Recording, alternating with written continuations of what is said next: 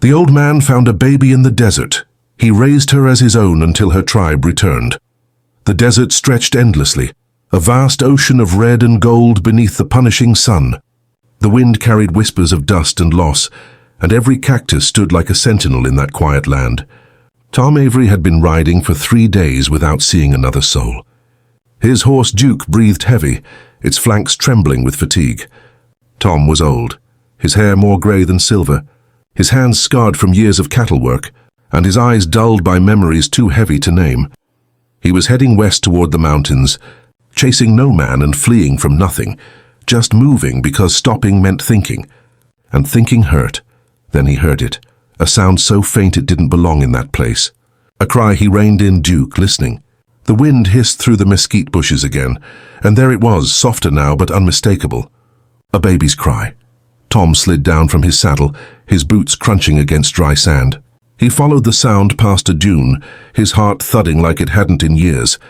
Beneath a ragged cloth half buried by sand and sun lay a small bundle. The baby's face was darkened by dust, her lips cracked, her cries weak but stubborn. Tom knelt, removing his hat. "Well, I'll be damned," he whispered. "What are you doing out here, little one?" He looked around. There were no wagons, no tracks, no sign of life. Just the wide, cruel desert. Then, not far from her, he found it. 2 bodies, a woman and a man, their skin painted with symbols of a tribe he recognized from long ago. Apache. Tom's throat tightened. He'd fought beside and against men like them in younger years, back when borders were made by blood. He didn't know their story, but he knew they didn't deserve to die out here. He took the baby in his arms. She stopped crying, just stared at him with eyes the color of storm clouds. Tom felt something twist inside him, something he hadn't felt since before his own son died years ago. He wrapped her in his coat, climbed onto Duke, and turned toward the small shack he called home near the San Pedro River. As the sun bled into the horizon, the old man whispered to the child, "Don't you worry, girl. I reckon you ain't dying out here today." And with that, they rode into the dying light, the old man and the baby the desert had tried to claim. Morning broke over the San Pedro Valley in soft pinks and golds, brushing life onto the desert. Tom Avery's cabin stood quiet among the mesquite trees, a lonely shack with a wooden porch and a rusted windmill that moaned with every gust. Inside, the baby slept in a small box lined with an old horse blanket. Tom had fed her goat's milk through a ragtide bottle the night before, and somehow she had survived the cold night. He watched her now, breathing steady, her tiny hands curled like secrets. He didn't know why he'd brought her home. Maybe it was pity. Maybe it was guilt. Maybe it was God giving him one last reason to wake up. When the sun climbed high, Tom saddled Duke and rode to town, a dry, wind-beaten place called Red Crossing. Folks there were used to minding their own business, but they noticed everything just the same. As Tom walked into the general store, old Mrs. Hattie eyed the bundle in his arms. "Tom Avery," she said, voice sharp as a needle. "What in the Lord's name you got there?" Tom laid down a few coins, found her out by the old riverbed. "Her folks didn't make it," Hattie frowned. "She don't look like your kind, Tom." He looked up slowly. "She's human. That's enough." He bought more milk, blankets, and a small wooden toy horse, though he didn't admit why. When he left, the whispers started behind his back. "Old fool's lost his mind. Apache child, ain't she? That'll bring trouble." Back at the cabin, Tom built a cradle out of pine wood and named the baby Sky. It was the color of her eyes that did it, gray-blue like the morning horizon after a storm. Years passed slowly in the desert, marked by drought and dust and the creak of the old windmill. Sky grew strong. She learned to walk barefoot over stones, to ride a pony before she could read, and to shoot tin cans off the fence by the time she was 10. Tom taught her everything he knew: how to mend a saddle, how to tell a rattlesnake's shadow from a root, how to keep your word even when it costs you. At night, she'd sit by the fire and ask, "Pa, where did I come from?" Tom would stir the embers and stare into the flames. "You came from the desert, girl. And the desert don't give up nothing easy. Remember that." She never questioned it again, but others did. By the time she turned 16, she'd grown tall and graceful, her hair long and black as midnight, her skin bronzed by sun. The men in town couldn't help but stare, and the women whispered. She belonged nowhere, Too brown for the settlers, too white for the tribes, and though Tom didn't say it, he felt the unease in his bones. One evening, as the sky burned orange over the ridge, a group of riders came into Red Crossing. They weren't cowhands or drifters. Their paint and feathers told another story, a group of Apache from the eastern range. They rode straight through town, silent, proud, eyes sharp, and when one of them looked toward the edge of the valley, toward Tom Avery's ranch, a strange chill ran through him. The past he had buried 16 years ago was coming back, and this time, it was coming on horseback. The wind had changed. Tom Avery felt it the next morning as he stepped onto the porch, coffee in hand. The air had gone still, heavy with something he couldn't name, like the calm before a storm that didn't yet know where to fall. Down in Red Crossing, word was spreading fast. A band of Apaches had been seen near the river, camping 2 miles out, their horses lean and their eyes watchful. To most folks it meant fear. To Tom it meant something else, a reckoning. He saddled Duke and rode into town, leaving Sky at the ranch. She was mending a fence post, her braid whipping in the wind. "Be back before sundown," he said. "Don't go wandering far." She smiled and nodded, not knowing the weight in his voice. At the general store, men had gathered on the porch, rifles resting against the wall, cigars burning low. "Apache camps just over the ridge," said one of them, a rancher named Bill Hensley. "They're staring at us like buzzards. Sheriff says we might have to run 'em off." Tom took a slow sip of his coffee. "They ain't here to fight," Bill frowned. "You know something we don't?" Tom didn't answer. He just stared out at the horizon where the hills shimmered like mirages. The same place he'd found that baby 16 years ago, that night he couldn't sleep. He sat by the fire while Sky hummed softly, brushing Duke's mane outside. She looked peaceful, untouched by the things men carried inside them. He remembered that day, the sun, the bodies in the sand, the small cry that had changed everything. Tom had buried the 2 Apaches proper, said words over them even though he didn't know their names. He figured it was the least he could do. But what if? What if they'd had a family? What if someone had been looking all this time? As the moon climbed, the dogs began to bark. Tom stood and grabbed his rifle, stepping out into the yard. Out beyond the fence, dark figures on horseback watched in silence. The moonlight caught the glint of paint on their faces. Apache. A tall man dismounted and stepped forward. He spoke in rough English. "You are Avery?" Tom nodded slowly. "That's right. You found a child." "Many years ago, a girl." Tom's chest tightened. "What's this about?" The man's eyes were dark as flint. "That girl is not yours. She belongs to us, to her people." Tom swallowed hard, his throat dry. "She's my daughter now. Tain't no one taken her from me." The man's face didn't change, but something cold flickered there. "We will return, soon." They rode off without another word, fading into the darkness like ghosts made of flesh and memory. Sky came running out. "Pa, who were they?" Tom forced a smile. "Just some riders looking for the trail north. Go on inside." But as he watched her disappear into the cabin, he knew the lie wouldn't hold for long. The desert had given him that child. But now, after 16 years, it looked like the desert was ready to take her back. The next morning broke pale and brittle, the kind of dawn that carried no warmth. Tom Avery sat at the kitchen table, staring at the cup of coffee cooling in his hands. The cabin was quiet except for the wind outside brushing against the shutters. Sky was still asleep, her soft breathing faint through the thin walls. He had lived a long life, too long some days. He had buried his wife, his son, and too many friends to count. But the thought of losing Sky felt like it would finish him for good. He'd spent 16 years pretending that the truth could stay buried in the sand. But now the past was riding toward them, and there was nowhere left to hide. When Sky came out, barefoot and smiling, he saw her the way he always did. Sunlight in her hair, that same calm look her mother must have had. He wondered what she'd say when she found out who she really was. "Pa," she said, setting down a tin plate, "trail looked like you didn't sleep none." "Didn't," he admitted. "Come sit, Sky, we gotta talk." Her smile faded. She sat across from him, her eyes searching his face. He took a slow breath. 16 years ago, I found you out in the desert. You was a baby then. There were 2 folks there with you, a man and a woman. Looked to be Apache." Sky blinked, silent. The wind creaked the door. I buried 'em, Tom continued. Didn't know who they were. But I reckon they were your kin, your people. For a long time, Sky didn't move. She just stared at him, eyes wide, unblinking. When she finally spoke, her voice cracked. So I ain't your daughter. Tom felt his heart twist. You are my daughter, Sky, in every way that matters. Blood don't make it so, love does. She looked away, her hands trembling. Why didn't you tell me? Because I wanted to protect you, he said. Back then, the world didn't take kindly to folks that didn't fit in. I figured if I kept it quiet, you'd be safe. Tears welled in her eyes, but she wiped them quick. And now? Now, Tom sighed, glancing out the window toward the horizon. They've come for you, Sky. Men from your tribe. They say you belong to them. She stood up so fast her chair scraped the floor. They don't know me. You're my father. He nodded slowly. I know, darling. But they think they're doing right by their own. Blood runs deep out here.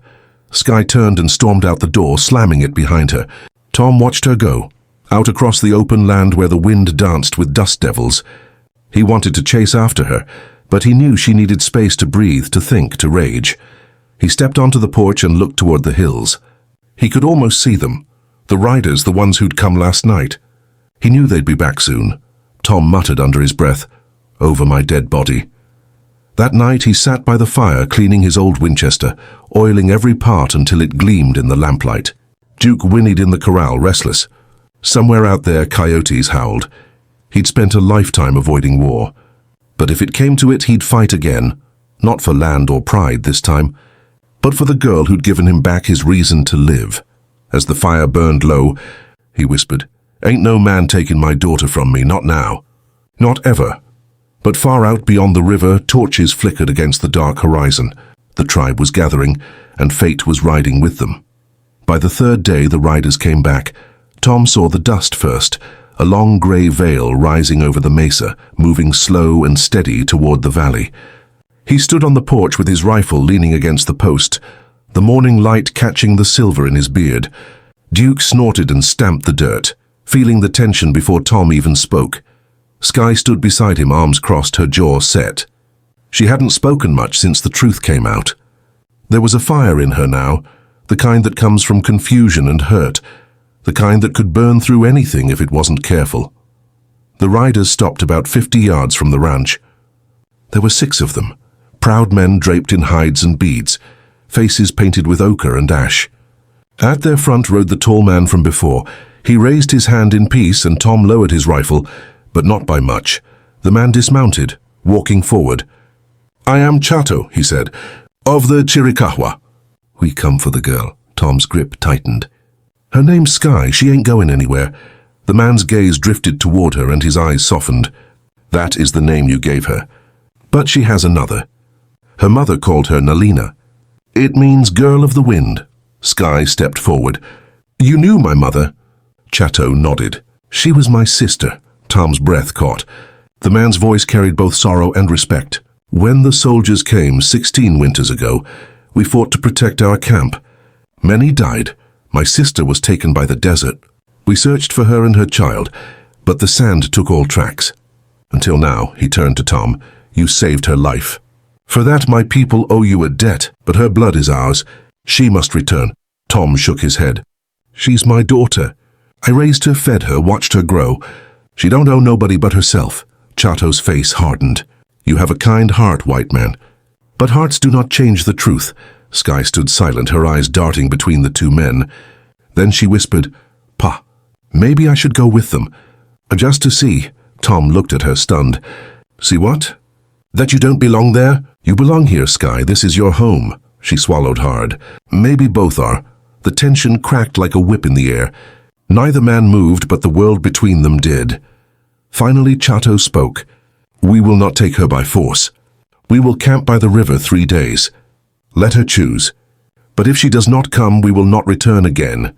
He gave a single nod, mounted his horse and rode off with his men, the sound of hooves fading into the wind. Tom stood there long after they'd gone, the silence pressing heavy around him. Sky turned away, tears streaking her dusty face. That night, neither of them ate. The fire burned low, and outside the coyotes called like restless souls. Tom sat alone on the porch, hat in his hands. The night wind carried the faint scent of smoke from the river, the Apache's campfire.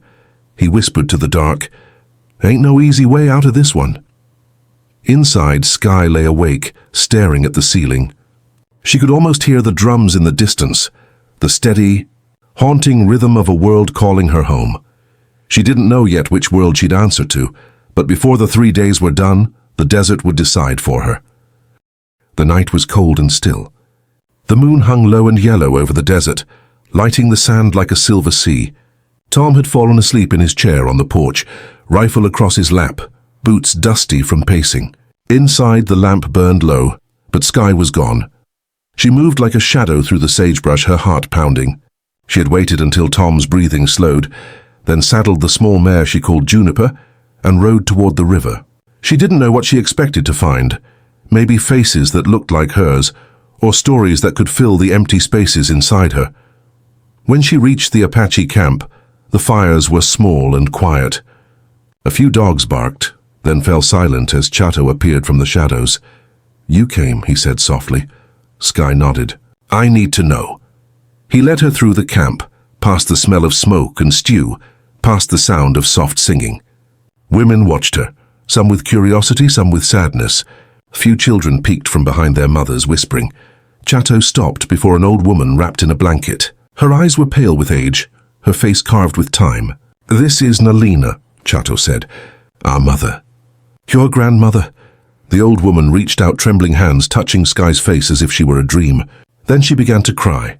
Not loud, but deep, the kind of cry that carries all the years of waiting. "My daughter," she whispered in Apache. "She has her mother's eyes." Sky didn't understand the words, but she felt them.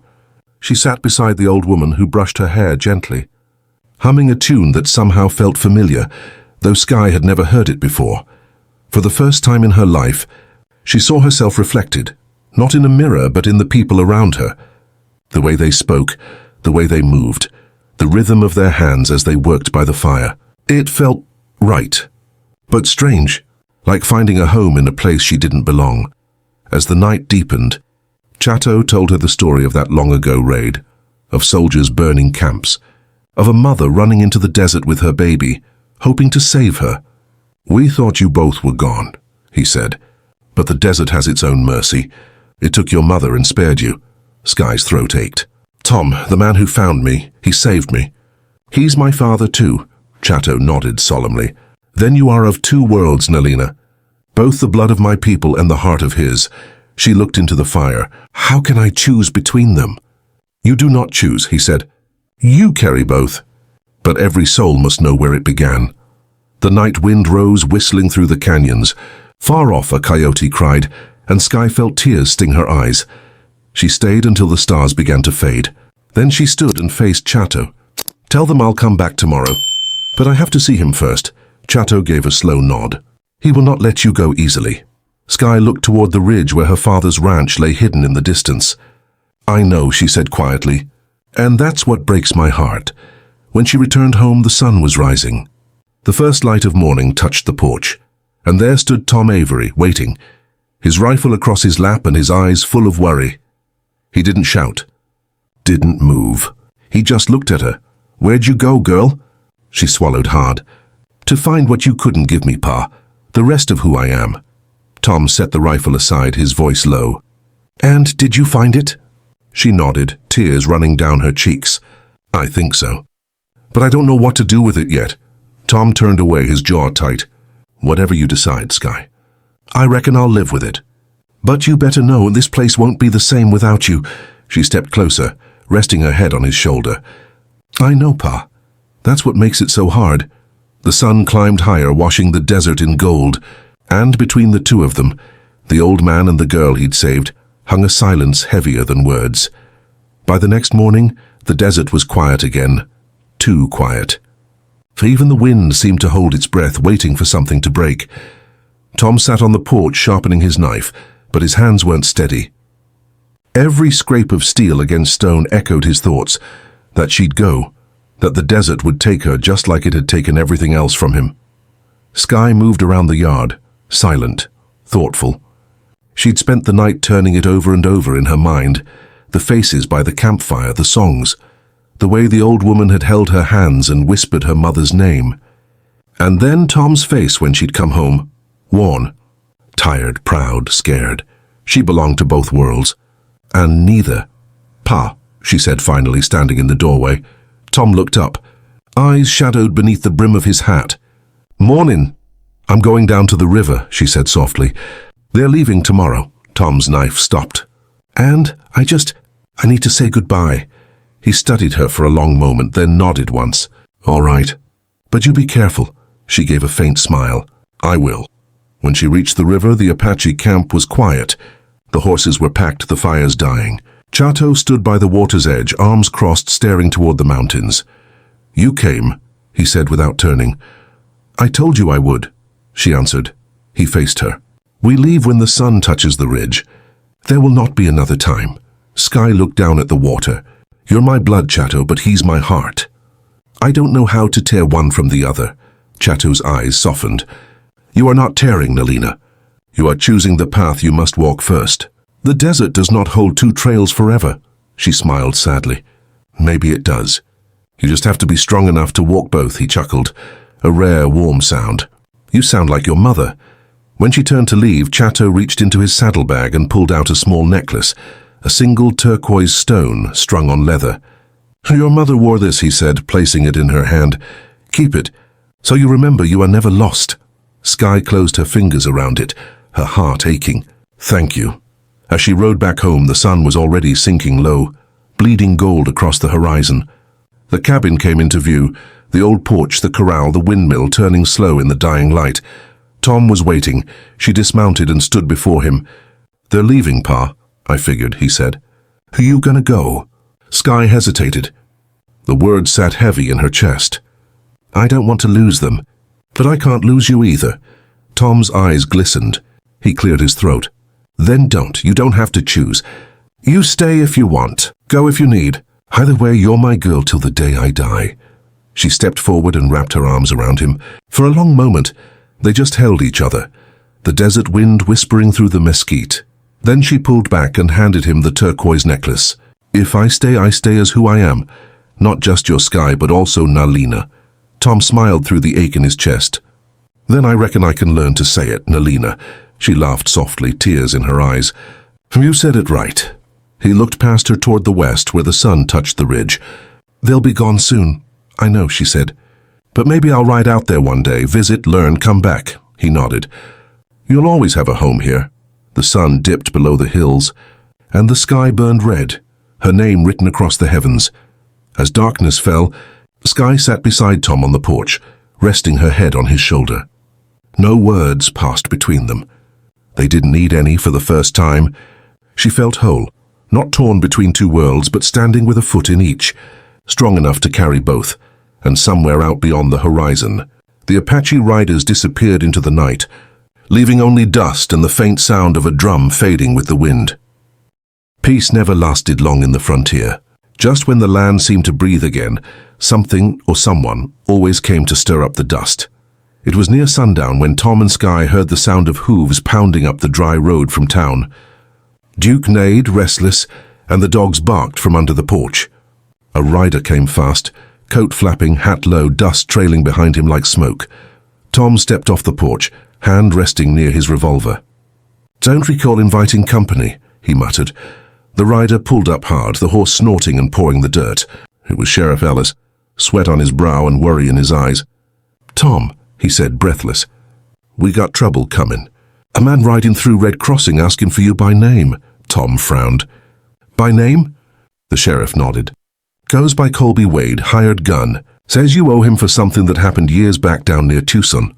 Tom's jaw tightened. That name hadn't passed his ears in more than 20 years.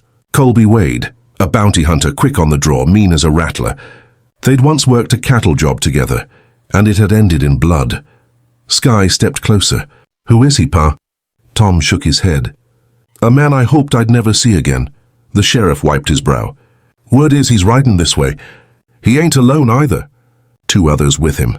They'll be here by morning. Tom nodded grimly. Thanks, Ellis. We'll be ready.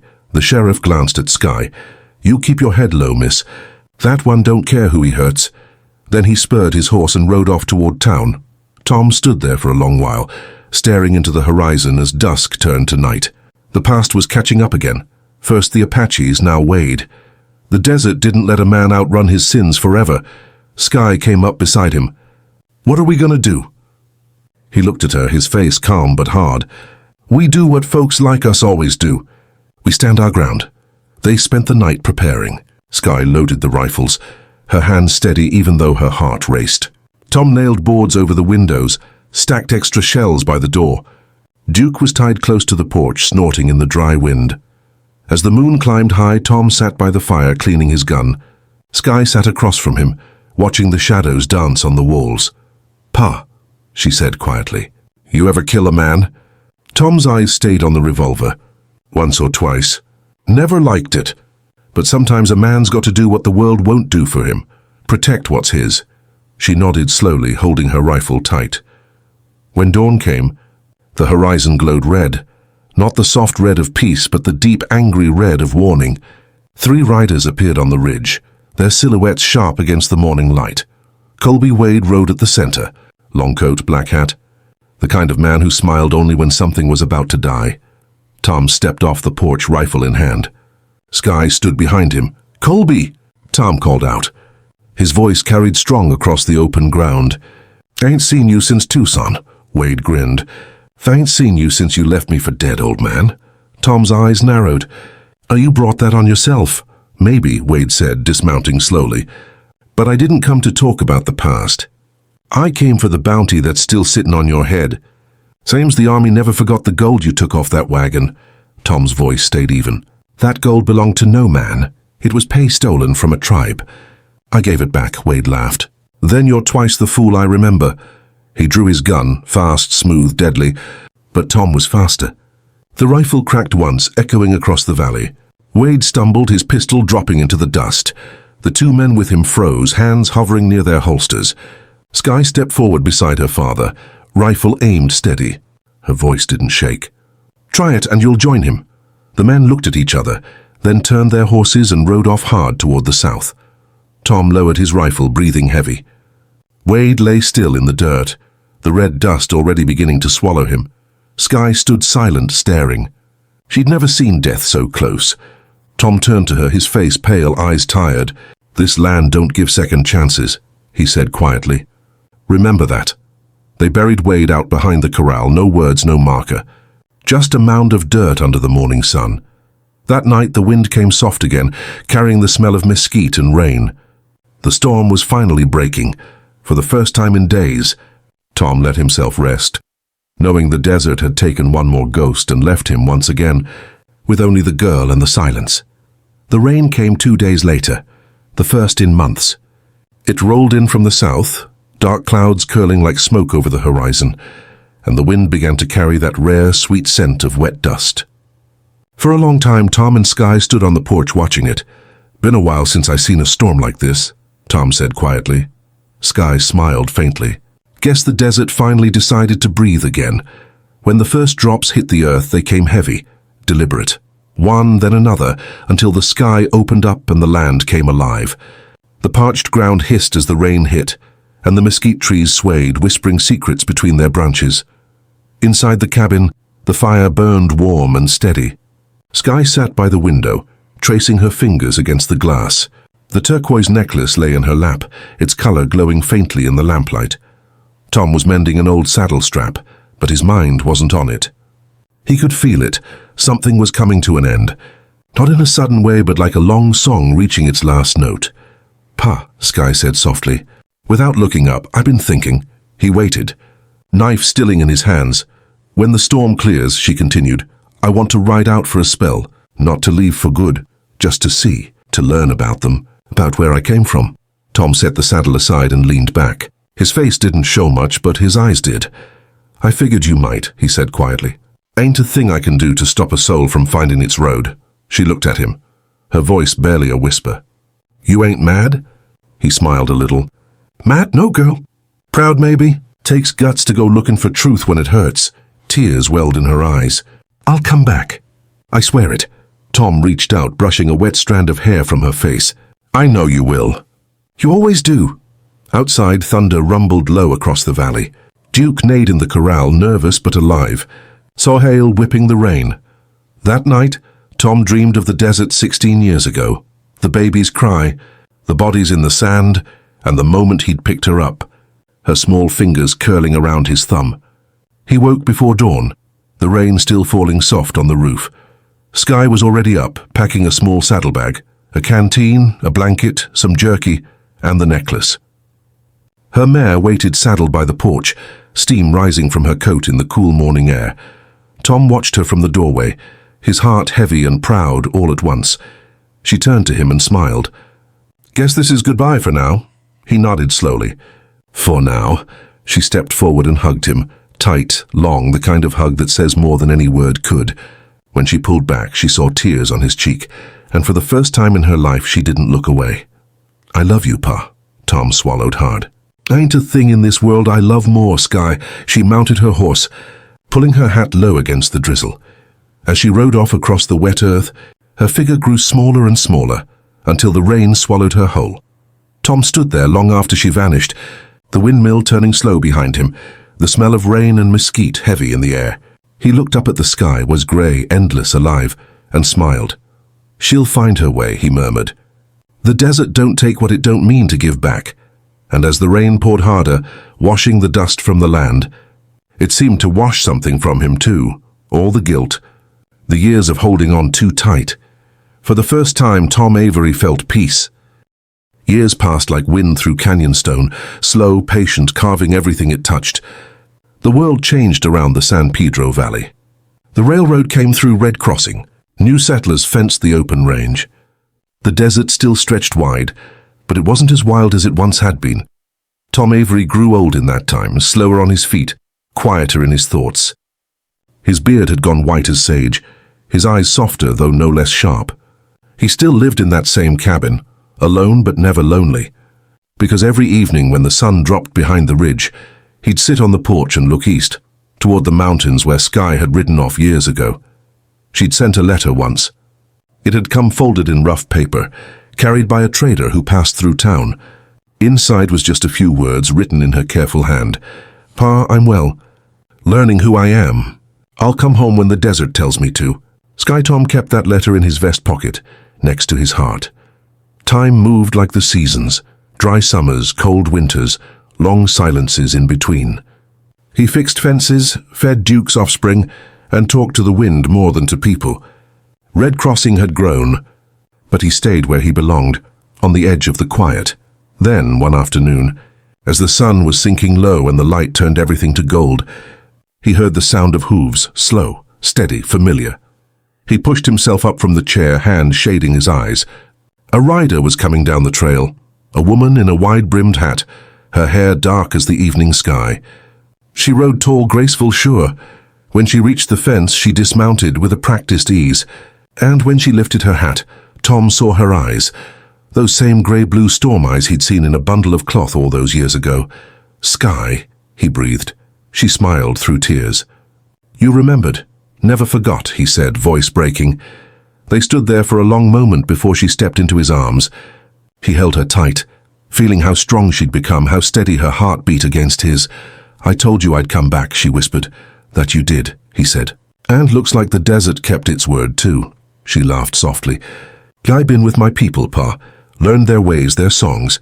Chato's getting old now. The tribe's smaller but proud. They remember you." Tom smiled. "I reckon I remember them too." She looked around, the cabin, the corral, the same windmill creaking in the breeze. "You kept everything just the same. Didn't see a reason to change it," he said. "A man likes to keep one thing steady when the world keeps turning." They sat on the porch as the sun dipped below the ridge. Skye told him stories of the mountains, of the rivers that ran cold and clear, of the nights filled with drums and laughter. And Tom listened, like a man hearing the rest of a song he'd started long ago. When the stars came out, Skye turned to him. "Pop, I brought someone." From the shadows, a young boy stepped forward, maybe 6 or 7, dark hair, bright eyes. He looked at Tom with shy curiosity. "This is Jonah," Skye said softly. "My son?" Tom stared, his heart catching. The boy smiled, uncertain but brave. Tom crouched down, his knees creaking, and held out his hand. "Well, Jonah, reckon you can call me Grandpa." The boy's small hand gripped his, and something in Tom's chest gave way. Not pain, not sorrow, just fullness. They sat together under the stars, 3 generations bound by the same thread, blood, choice, and the long road of love that stretched through the desert and time itself. Later that night, after Sky and Jonah had gone to sleep inside, Tom stayed out on the porch. The wind was soft, the night warm. He looked up at the sky, endless, quiet, alive, and smiled. "Thank you," he whispered to the desert. A single shooting star crossed the heavens, fading quick into the dark. By morning, when the sun rose over the valley, Sky found her father still sitting in his chair, hat tilted low, peace on his face. He was gone, gentle, quiet, as if he'd only stepped into the next stretch of trail. She didn't cry right away. She just stood there, feeling the wind against her face, the same wind that had carried her home. Then she looked toward the horizon, where the mountains met the light, and whispered, "I'll see you down the road, Pa." And as the sun climbed higher, the valley glowed with gold, the windmill turning slow and steady, like the heartbeat of the land that had given them everything and taken nothing it didn't return. And so ends the story of Tom Avery, the old man who found a baby in the desert, raised her as his own, and lived long enough to see her become the woman he always knew she'd be. Out here, where the wind never stops and the land keeps its own kind of silence, folks say the desert remembers everything, every hoofprint, every promise, every life that ever crossed its endless sands. Tom didn't find that baby by accident. Maybe it was fate. Maybe it was just the desert's way of giving a lonely man one last reason to keep going. Whatever it was, it changed them both. Years came and went, storms rose and faded, but what they built together never died. It lived on. In the girl he raised, in the son she brought home, and in the land that watched over them all. If you've ever lost someone, or loved someone enough to give them your whole world, then you already understand Tom Avery. Because the greatest treasures of the West were never gold or land. They were love, loyalty, and the courage to keep riding, no matter how long the trail. Thank you for listening to this Western story. The old man found a baby in the desert. He raised her as his own, until her tribe returned. If you enjoyed this tale, don't forget to like, subscribe, and hit the bell icon for more stories from the old frontier. Until next time, ride safe and keep your heart pointed west.